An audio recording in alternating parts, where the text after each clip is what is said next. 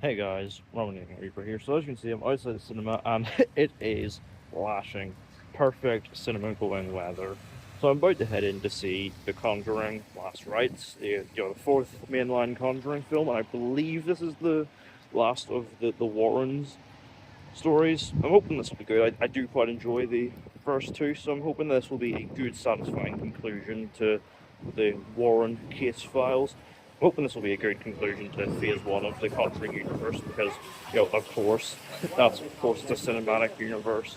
But yeah, the only way to find out is to head in, get some snacks, and get seated for The Conjuring Last Rites.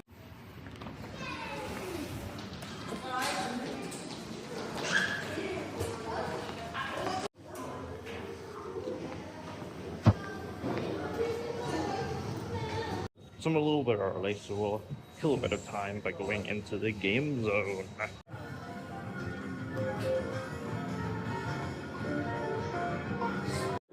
No wins, unfortunately. Now time to go see the movie.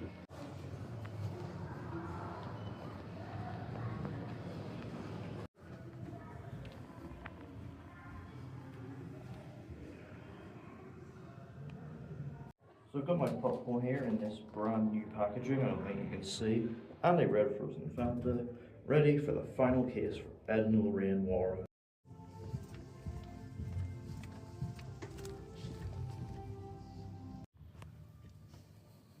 So, The Conjuring Last Rites. I'm back from seeing it.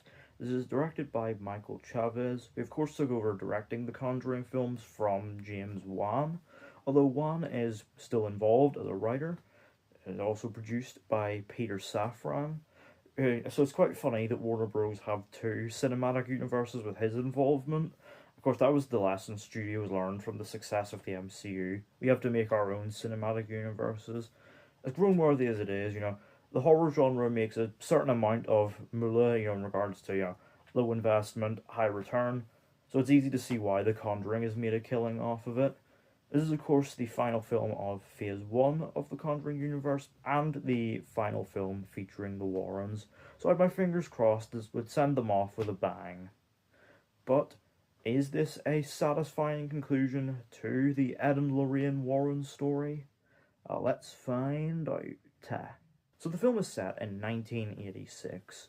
Ed and Lorraine Warren are semi-retired from taking on supernatural cases on account of Ed's heart problems, but it still hasn't stopped them from going around, giving lectures, recounting their experiences battling the supernatural.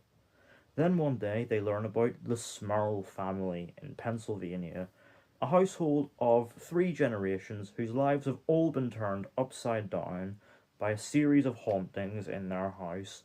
And so Ed and Lorraine head out to Pennsylvania to put a stop to the demonic entity haunting the family, while also forcing the pair to confront a case from their past. Obviously, this franchise, is a huge global crowd-pleasing phenomenon that rakes in moolah.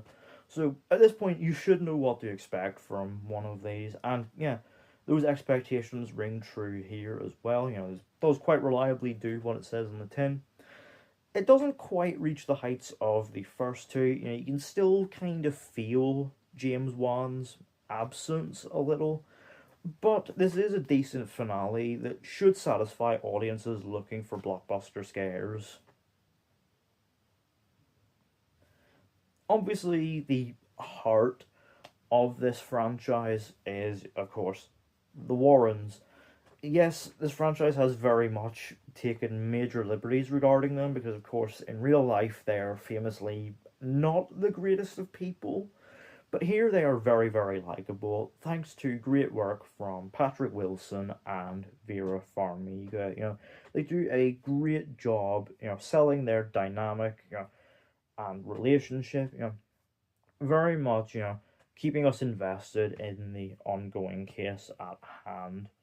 And the film does a good job of adding new layers to them, obviously exploring their past, but also exploring things like Ed confronting the fact that he's getting older with his heart problems, and Lorraine's relationship with their daughter Judy, played here by Mia Tomlinson, And they set that up very nicely with a very strong opening flashback.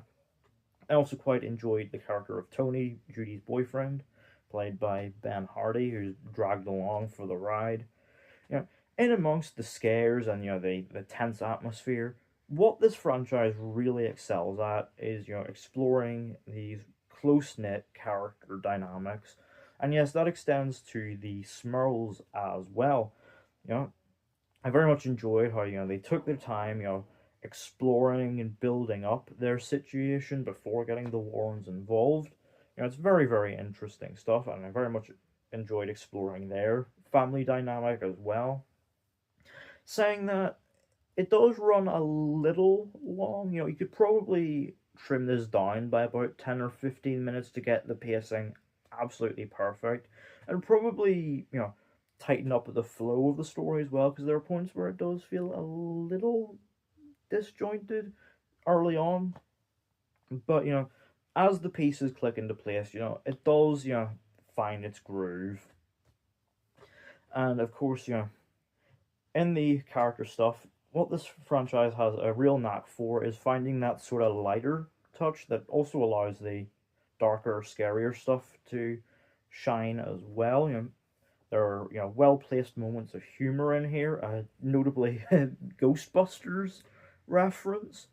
There's also a very very good soundtrack here, including the Cult's "She Sells Sanctuary" and even a David Bowie needle drop. These films do a very very good job of finding that lighter touch among the scares to allow the character stuff to shine as well.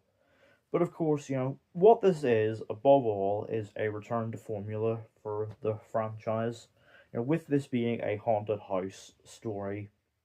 And obviously, I do respect the third film's attempt to branch out with the whole murder case thing, but, it's very much haunted house stories that this franchise excels at. It allows them to build up that, contained sense of atmosphere. And obviously, yes, it does feel a bit like Chavez, trying to imitate the style that James Wan brought to the movies. It still does do a good job of building up that sort of, sense of dread throughout, the cinematography, sound design, editing, and the score by Benjamin Wallfish, does a good job of building up that unsettling, tense atmosphere. Even if I wouldn't say it's outright scary, there are at least a couple moments that did actually kind of catch me off guard. A couple of interesting highlights include a moment where it, like, straight up becomes a bit like Smile. Yeah, you'll know exactly the scene I'm talking about, and you see it. And nothing can prepare you for the role Annabelle has in this. It is absolutely wild. I will say though, the actual central demonic threat of the film isn't all that memorable. Don't get me wrong, the actual like demons they face off with here have a quite striking look to them, but there's not all that much to them to make them like, linger in the memory like the way Bathsheba in the first film did, or Bill Wilkins in the second. I enjoyed the sort of history of them and how it tied into the household, but there's just not all that much to them. Really, the intrigue here comes from the actual vessel, the haunted mirror, and the sort of psychological threat that poses to the Warrens, as very much forces them to confront the past. That's where I think the real stakes and intrigue comes from, and it builds to a very very well done climax. That very much is the film firing on all cylinders. Delivering tense, unsettling moments aplenty, and some real satisfying character payoffs as well. And actually, it does round things off. It rounds the Ed and Lorraine Warren story off on a real sweet and satisfying note that will leave you with a smile on your face, while also possibly putting the pieces in place for how they continue without them in phase 2 of the Conjuring universe. You'll know exactly how when you actually see it, but they do kind of put those pieces in place in a way, but also, yes, does round the overarching story here off on a very satisfying note. Overall, The Conjuring Last Rites may not quite hit the heights of earlier films, but with strong craft and the always likable Patrick Wilson and Vera Farmiga, it does deliver an entertaining and fairly satisfying finale to the Ed and Lorraine Warren story. Out of 10, The Conjuring Last Rites gets a 6.5. So, let me know down in the comments, have you seen The Conjuring Last Rites? Or what did you think of it? Which of the Conjuring films is your favourite? And, are you open to seeing them continue the story in the future of the Conjuring cinematic universe? Let me know all that down in the comments. Don't forget to hit the thumbs up button if you enjoyed.